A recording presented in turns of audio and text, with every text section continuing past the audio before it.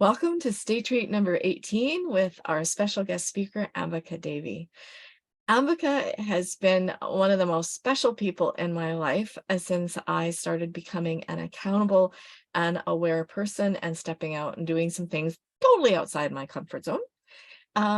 First of going to Estonia to Mind Valley University in 2018, where we met through the Facebook group and started chatting there and packed together on Facebook Messenger calls and just had a blast being there. And then we've also done speaking training together.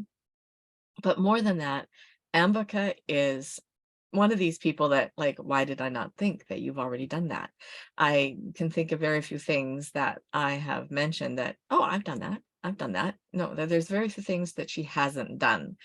And she delves into things deeply and intensely with her whole being. And so it's no surprise to me at all that as a master astrologer that she trained with Princess Di's master astrologer. And she continues to hone her craft and apply it to every aspect of her life.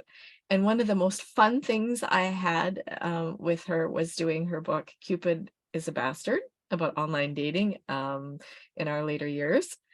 And the other really fun thing was also talking about all the different ways the astrological signs can apply to what kind of skater you are, roller skater. Ambika is a roller skater. And so she got a gig doing astrological little gigs and things for a roller skate company, which is really cool. There's so much more that I could say about Ambika, but you've come to hear her. So Ambika, please take it away. Thank you, Scribners. Thank you, Rusty. It's such a pleasure to be presenting to you. And something Rusty didn't mention just now is that we did a seminar for people in their, I think it was 60s and over in Singapore during the lockdown, where we talked together. And then also we did a bio writing workshop, a virtual one, where we used different techniques. Rusty's a master at this, at helping you really find what you want in your bio.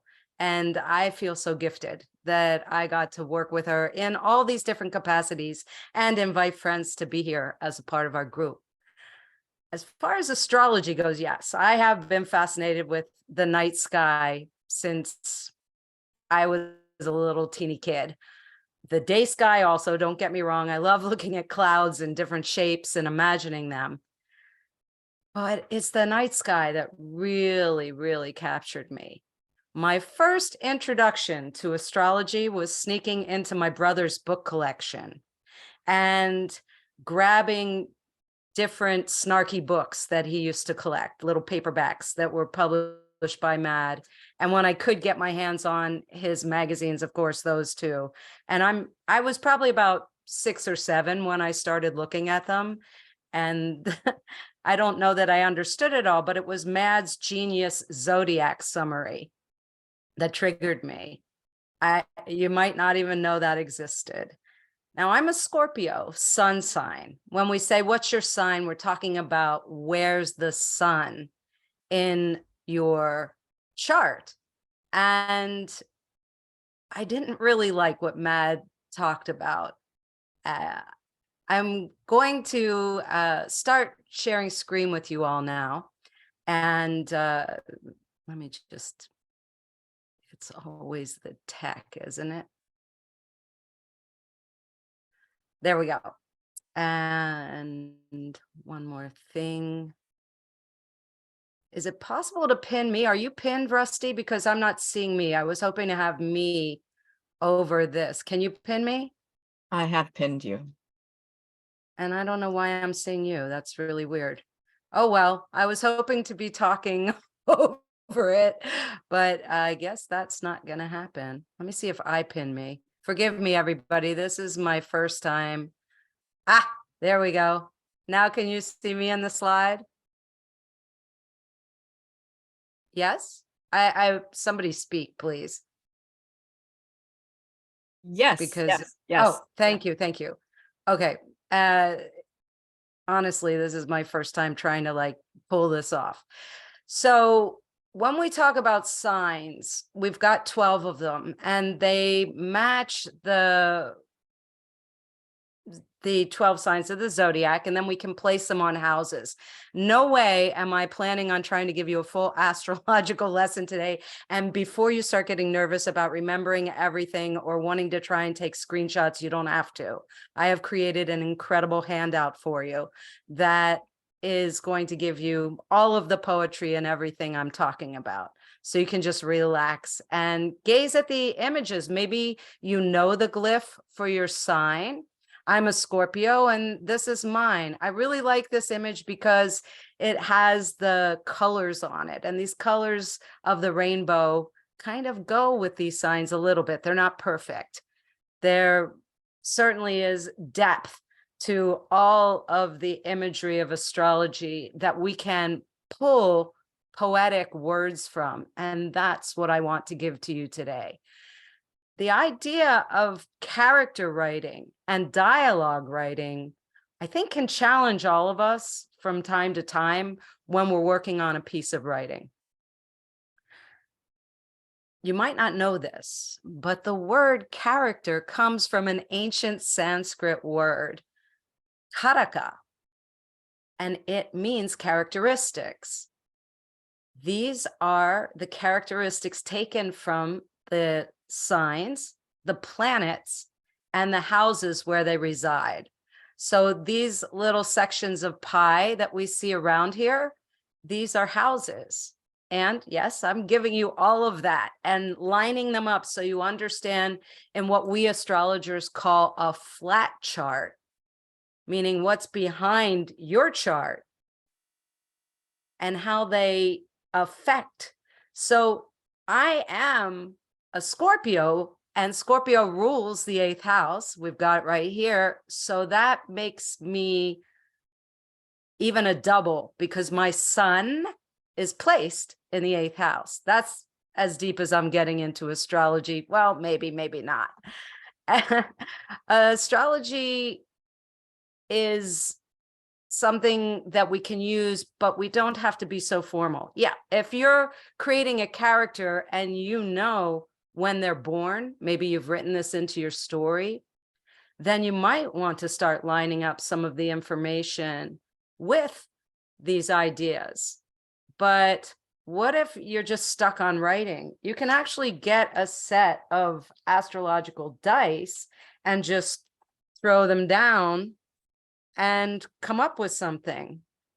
I've done it, definitely, when I'm stuck. I even made a little flip book years ago, but I never published it so I could play with my dice in that way. Astrology rules body parts. This is an image you can find in the Old Farmer's Almanac every year. Well, not this one exactly, but it is another way to kind of use the ideas of the astrological characteristics in your writing. Maybe you do have a really strong character and it is an Aries that you're using, or the 1st house, or Mars, the planet that rules Aries, to flesh out the idea. This could be a villain. It could be a warrior. It could mean leadership. It could also imply daredevil. And Aries rules the head. So we can see how we can pull it all together. Maybe this character is stuck in their head or has a voice in their head that talks to them. I'm not going to go through each and every astrological sign in this way, but know that I'm giving it to you in this handout that I've created for you. Now, probably everybody knows about the moon and the way it affects our psyche. We know that during full moon time, we can experience a little bit of nuttiness in the world. I've had clients over the years who work in ER, in hospitals, and also police officers. Just recently, I had a chief of police who came to me wanting to pivot and move to another state. And we talked about it in great length in her astrological consultation. the moon is ruled by the sign of Cancer. And this is the juicy, gentle inner part of us, but it can also be a bit of a damsel in distress. When the moon is in the sign of Cancer, it creates drama. These are things we can play with. I hope you're beginning to see how you can layer it. So an astrological chart takes that flat chart that I showed you just earlier and layers your chart over top of it. Then we have more and more influences. So say you have the sun in Cancer, but your sun is in the first house. You've got that dynamic between the moon and those feelings and the psyche with Aries and being headstrong. Do you see how this can begin to start giving you more depth? You can use these astrological characteristics in your dialogue. When you get stuck on dialogue, at least for me, that's one of the most frustrating things to have to deal with. And I can literally toss a dice, or I can just ponder one of the signs. Maybe I'll look at my dream from last night and I'll see iconic imagery that I don't understand or that I want to use in a piece of writing. And then I'll start to superimpose the idea of planets, signs, and houses. That is what forms a triplicity, but there are also other ways to look at triplicities. We've got elements, and I've broken it down here. This is available on my blog, and I'm giving you a link to it so that you can really get into all the fundamentals and create a broader foundation for yourself in these ideas using astrological icons. Cardinal is a modality. So this cardinal, fixed, and mutable, these are modalities. Cardinal sounds, gives you an idea of what it is just by how it sounds. The first thing that comes to mind is actually the group of priests below the Pope. So they have a lot of rulership. Cardinal signs influence us in this way. We might bow to them as an authority figure without even realizing why. Fixed, just like it sounds, stubborn. The fixed signs can be a bit on the stubborn sign, or we can also make them single pointed. Mutable. Well, we could call them wishy-washy. We could call them ever swinging pendulums, or we could just use the mantra of all change is good. There's also a hierarchy that we can use. And the hierarchy is within the planets and the signs that they rule.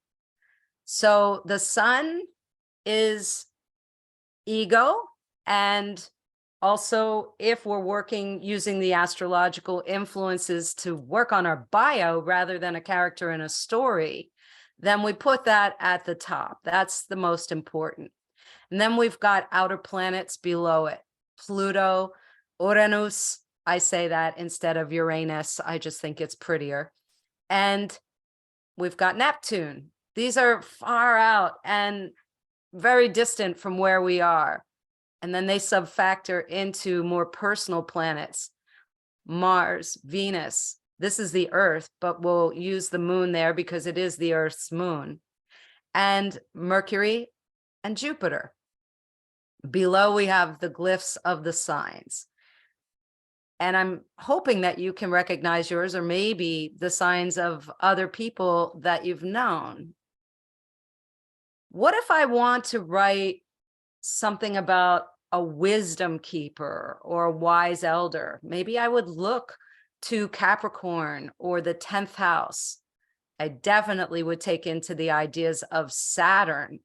And it's not just in a poetry mapping, but go and dive in to the mythologies. And there are mythologies about these inner planets in pretty much all of the ancient cultures that you can come up with, because planetariums weren't invented, but there were ways to view the cosmos. I was at Machu Picchu and amazed to see the ruins of what looked like the housing for a telescope. I have no idea what they were using to look out there or how far they could see, but they were very aware of the idea of Venus and Mars. And just recently, we've seen Jupiter and Venus in the night sky. Venus has been so bright. She wants us to feel attracted to things and to question what we're being attracted to. Jupiter is considered in some mythologies as a guru. And that guru nature really is a wise wisdom teacher. So I hope that I'm giving you some curiosity and inspiration to maybe scratch your head or play with your pen on paper to begin to utilize some of these ideas. And I would love to have some questions, if I may. Does anybody have a question at this point? I do. What astrological sign would you assign to Emma's sister-in-law in Carol's piece of writing? Oh, Emma's sister-in-law, the creature with the bony finger. Yeah. Saturn rules the bones. So we would look at Saturn as having integrity and structure, but also being a very stern type sibling, because this was involved in a sibling relationship, a spouse. Therefore, I would also want to bring in some of the astrological information about that sibling, that this creature, because I didn't even feel like she was human when I was listening to Carol read. She just seems like she's already the ruler. Now, there's a Greek myth about how Venus was born. And this occurred when Saturn got really ticked off at his father, Uranus, or Uranus. Uranus is outside the box. Once he was discovered, he was given Saturn's rulership, not permanently. Saturn's still the sub-ruler, but Uranus is now considered the ruler of Aquarius. Aquarius is the side of Saturn we might forget about, because Saturn and some other of the personal planets that are closer that we can see with our eyes have dual rulership in the ancient astrologies. Once we had high-powered telescopes, we could look further out into space. So I would want to maybe keep a little, if it was me, it's your writing, Carol, but if it was me, I might want to kind of have a forgotten part of her that was this rainbow child that cared about people, but now she's this thing that just feels above. And it's not even feeling, she knows she's above. So what happened? Uranus used to come to Earth, and he could take form as animals, other people, or pretty much anything he wanted. And his main intention was to fornicate. He was all over the place, and his son Saturn just couldn't stomach it. And Saturn said to his siblings, I've had it with him. Now, Saturn's glyph is like a sickle. And so Saturn hid, and then he waited for Uranus to come to Earth, take form, and find his new prey. And Saturn jumped him and cut his penis and scrotum off. And then he flung it into the ocean. The ocean boiled, but along the way, some seed dropped from this disembodied dangly bits. And what that did was it caused Venus to be born. Just in that myth alone, look at the ideas and imagery that you could possibly come up with to write about? Now I'm going to toss my astrological dice for you. And I challenge us all to play. You can do it or not, but I want you to write this down. Pluto in Virgo in the 12th house. And we'll see if we can play with that. Let's just go back to looking at the elements and also the modalities. Because we can see now in this chart that we're already getting depth. So if we have Saturn ruling Capricorn up here in cardinal Earth, and then we're bringing into it mutable Earth of Virgo and the 12th house, which is ruled by Pisces. Don't worry, on the other chart, I'm giving you the houses too and lining it all up for you. We have a really interesting conundrum going on between this practicality, analytical, and now compassionate. So perhaps with that character, to go back to the original question, I might have that loss of compassion and have a little bit of her origin story of what happened, what made her the thing that she is now. Does anybody else have a question? Please. Yeah, I have another question, but I'm not going to hog them. Who else? Just come off mic and ask your question. All right, I'll ask a question. Okay. So this astrology, is it more veering towards Western or Vedic? Or like it doesn't matter. It doesn't? Nope, it doesn't matter at Okay. all. You can use it any which way because they all interrelate. Now, you can't necessarily use these mappings that I've created for you with Mayan astrology, but when we're dealing with 12 signs and 12 houses, yes, there are going to be idiosyncratic differences because in Greco-Roman, which is considered Western astrology, we use the tropical zodiac.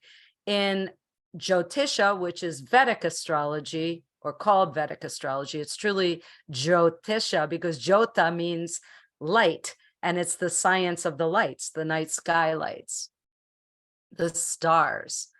But these will play. The big difference between those two schools, which I can read both and interrelate, and I have cross-compared, and I use them in my sessions with clients, is that in Greco-Roman, the masculine and feminine go through signs and planets and into the stars. But in Jyotisha, the planets are male. So the sun, we know it's not a planet. It's considered a planet because we're basing things from the earth where we are. But yes, you can. I could recommend a book to you. I didn't put it on the handout I made, but remind me, Chandni, and I will find you a link. It's a 2-volume, big, not cheap. It's Parashara's writings from Jyotisha, but I don't know that that would be as helpful. It would probably just lead you down frustrating rabbit holes. Good question. Anybody else? I know Rusty has one, but we want the rest of you to feel free to ask a question. It could be like, how could I use something? Ask me. Anything coming up. Ms. V has a cue. I just wanted to tell you the nugget I'm taking away is that I can use my Sagittarius chart, whatever it's called. You can tell I'm a total novice for writing my bio. I never ever would have thought of that. You mentioned that and I thought, whoopee, that's my nugget. Okay, thank you. Yes, absolutely. I do. Well, Rusty and I taught a workshop to musicians about bio writing, where Rusty was talking about her magic that she does. And then I indeed presented about using your own personal astrology to help write your bio. And just by using the same ideas of the cardinal, mutable, or fixed, and the elements of fire, water, earth, and air in conjunction with your sign, we are more than just our sun sign. To create an astrological chart, we need to use date, which is your birthday, and that tells you usually your sun sign, unless you're born on what's called a cusp. A cusp is that changing point between signs. I'm going to get a little math-ish here, so if math wasn't your favorite, just zone out for a moment, but I promise it won't be painful. There are 360 degrees in an astrological chart. Each of those 360 is divided into 12. So that makes 12 pieces of pie that are 30 degrees each. These are space degrees.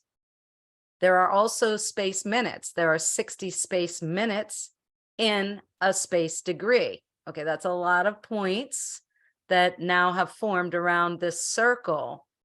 But here on Earth, every 4 Earth minutes equals 1 space degree.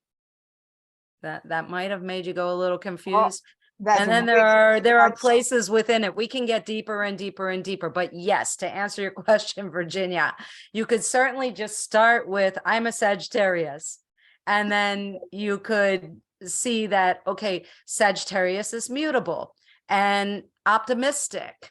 And that Sagittarius also is a philosopher, a teacher, a truth seeker.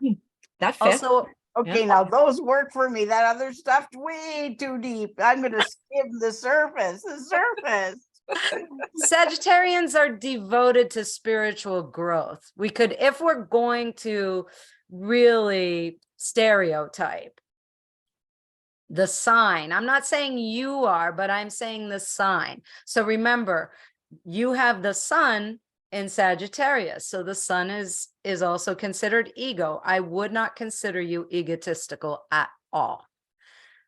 But I do find you to be very metaphysical and philosophical. And that is indicative. Those are adjectives that I would use with Sagittarius. You can own it or not, but when you start looking at the flat chart information and you're feeling, hey, this doesn't really feel like me, then you know there's all these other points at play in a chart.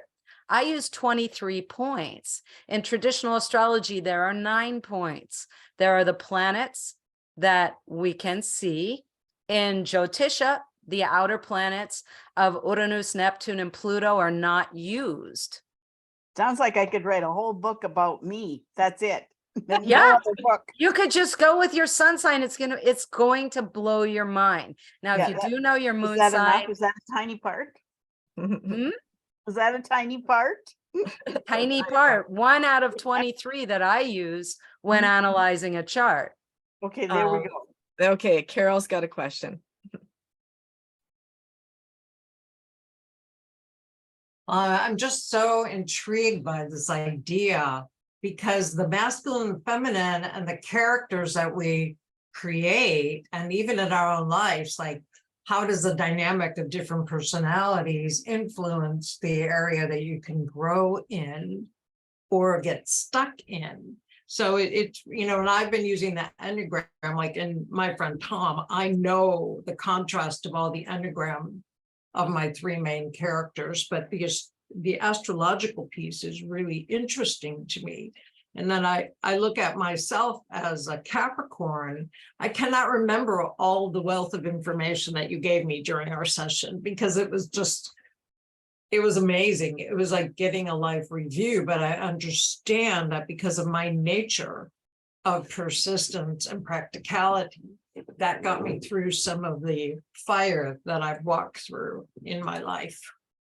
So, and how I've grown from it. The other thing to take into consideration is, yes, there's that flat chart underneath. There's your chart superimposed on top. And then we have the current sky transiting around it. Right. So in order to be an astrologer, you do have to be a bit of a math head.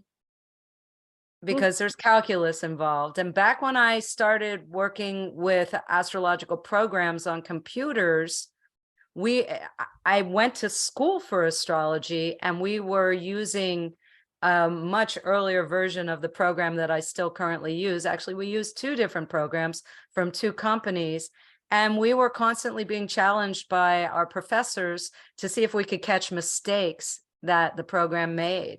They are so much more refined now, but 20 years ago, I could see mistakes. Now, it can still happen if you're taxing a program and you've got too much open on your screen. It might start getting a bit squirrely. So it does help to really understand everything. For instance, Mercury cannot travel very far from the sun. Now, if you think of it geometrically, hopefully geometry and the mention of it didn't send you into a coma, but the sun is the center of our solar system, and we're all flying around in ellipses. Mercury is the closest one to the sun. So from our perspective view on Earth, Mercury cannot travel any further than one sign away from the sun. Mercury would be a great icon to use for a sidekick in a story, or how a character learns through little bits of information. Whereas Sagittarius, Miss V's sign, Sagittarius is higher learning, foreign travel. Mercury is closer to home and closer to childhood. Well, Interesting. what are cancers like typical? I'm thinking of the character of maybe having cancer as their sign.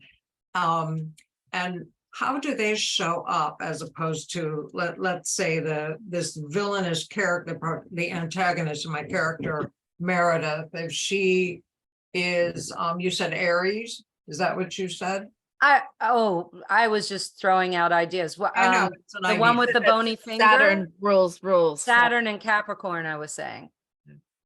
Okay, so if the husband was more, like what would be interesting in the dynamics, and just to play with it. So if it was Cancer, let's say, how would that bounce off?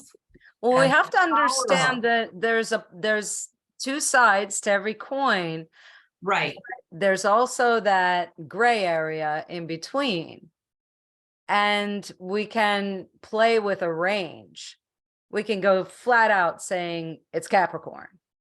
Okay. But then we can back up a little bit and say, well, Capricorn also is ruled by Saturn, and Saturn used to rule Aquarius. Aquarius really cares about humankind and the earth, and is wanting us to be involved with positive things. It's the side of Saturn who rules Capricorn that's a rainbow child, that cares about everybody, that wants to go to festivals and jump around in the mud, whereas the Saturn side belonging to Capricorn would abhor that. They would not want to go to a festival and be filthy and sleep on the ground necessarily. Maybe they would. It is an earth sign. So we can't, there's a lot of play. Of course, the easiest way to begin is to be very cut and dry, very black and white with it, but then playing with the layers is what I want to inspire everybody to do. Mm-hmm. Yeah. All right. Thank you, Carol and Ambika. Shandy, your question?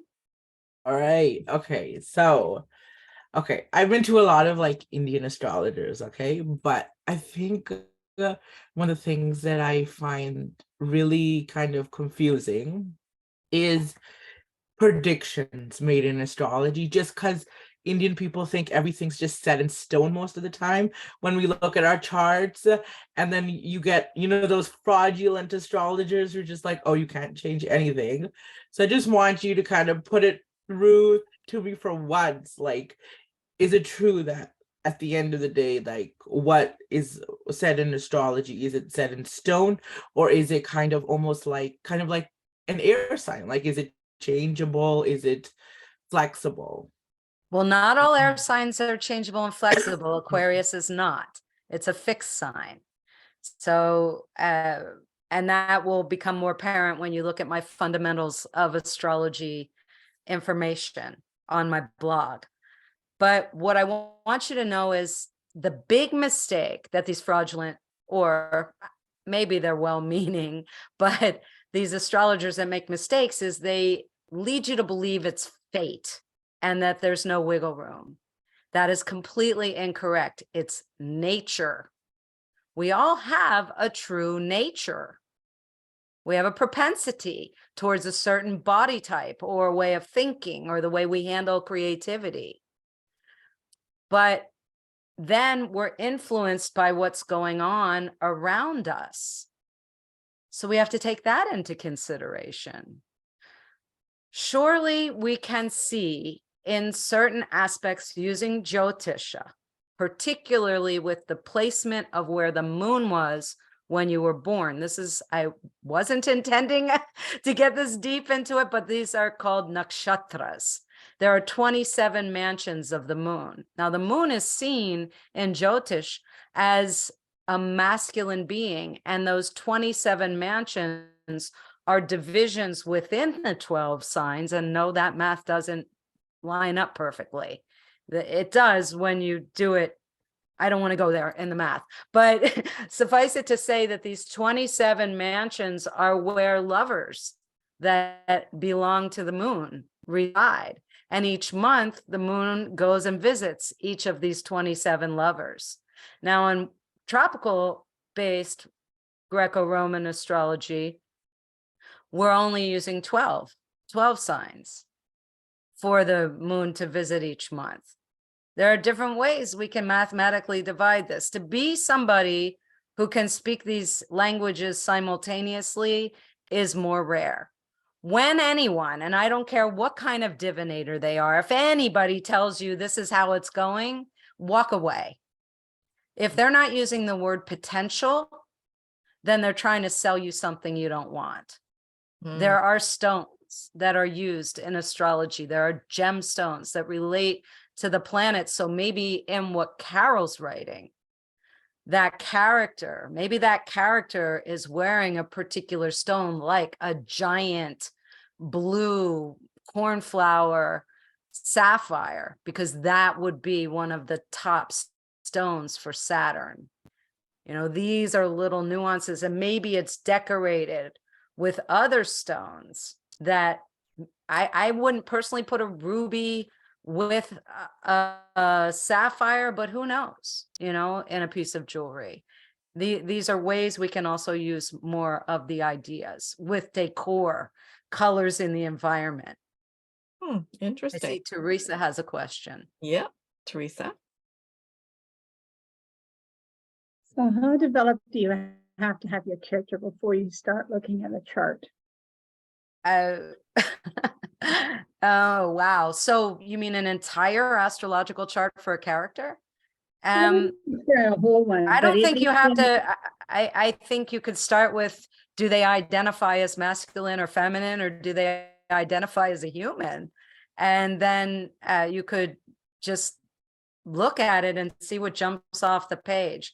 The poetry grid that I made for you of the signs, planets, and houses is something I wrote back in 2013. And when Rusty and I were talking last year about me presenting this year for all of us, I was digging around trying to figure out what do I want to present about, and somehow it popped up, and that's how I got the idea for today.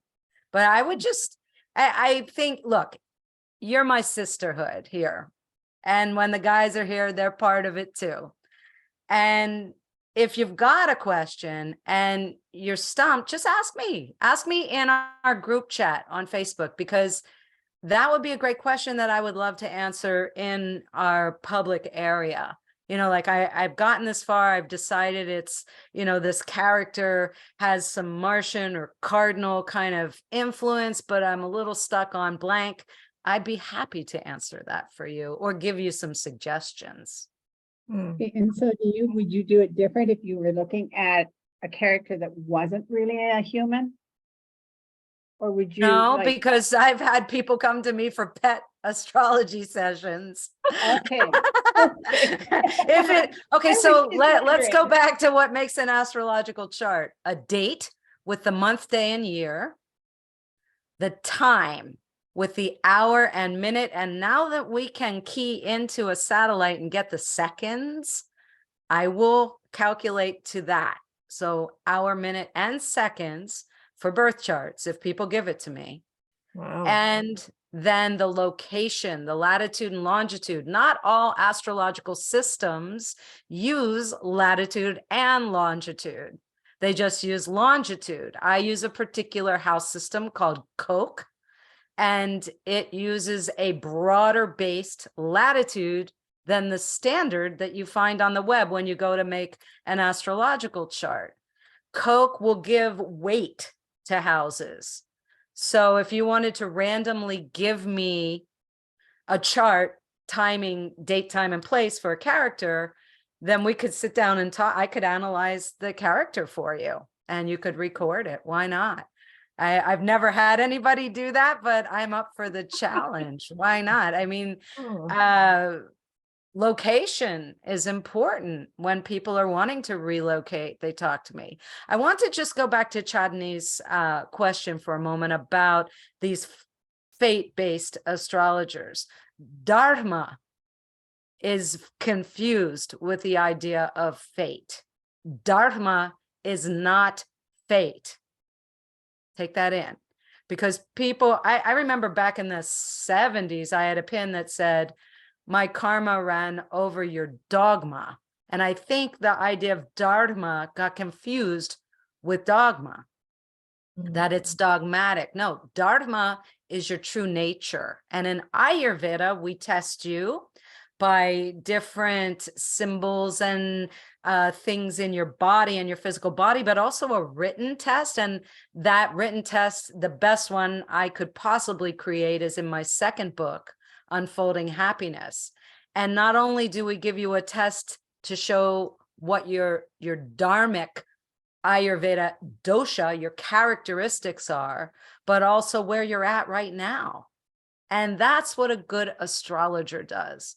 A good astrologer, or maybe even a great astrologer, looks and is able to tell you about what your true nature is, and then help you through maybe times in your life that you're still stuck on, because I think we've all been there, where there's an incident that occurs and it keeps regurgitating from the mind. Remember, the mind is not inside you in my philosophy. It's a bundle of thought that we're fed information across the dark screen of the forehead, and then we catch a little tiny bit of it every day. Wow. Thank you. Everyone, jazz hands for Ambika. That was amazing and insightful and fun. Fun. I've got a couple of prompts in the chat that I'm going to read aloud for the recording for the people before I thank Ambika again. And I'll include those, but I just found a couple and I'll put them all in the chat for all of us who have attended here to send it out with the chat later. But here's a couple of prompts to think about. So Virgo, in the chaos, there is a song. What does it sound like? Outside of the lines, you find yourself. When you are shapeless, what are you free to become? Can you find worth in the wildness or hold space for the imperfect self? What happens when you dismantle the cliche? Scorpio, you feel the hum of power in the dark, but are you the architect of your own misery? Do you stay guarded in the shadows because it's safer than letting the light in? Part the curtains. What can grow when you learn to differentiate the well from the water? What happens when you stop being jealous of the sky? And a couple of things that Ambika said is the rainbow child. I think that would be a really great prompt, even just those two lines, the rainbow child. And also the 27 mansions of the moon. I mean, there's so many ideas and things that you can go with the 27 mansions of the moon. Like I'm thinking of you, Teresa, for sure, with 27 mansions of the moon. Just that phrase alone can be great for your fantasy fiction. And, you know, the 27 mansions that, you know, some vixen expects to just be there for her or whatever with, you know, Carol. So Ambika, thank you so much for sharing your wisdom and your lovely, colorful diagrams with the group today. You're such a value to this community, to this sisterhood. And I am always amazed and blown away by your knowledge at areas that you just have so much passion for. And I think that's what draws me to you and to all the people here, is that we have passion for the things that interest us, and you have passion extraordinaire. So thank you once again to Ambika, jazz hands again, and I will see you all soon.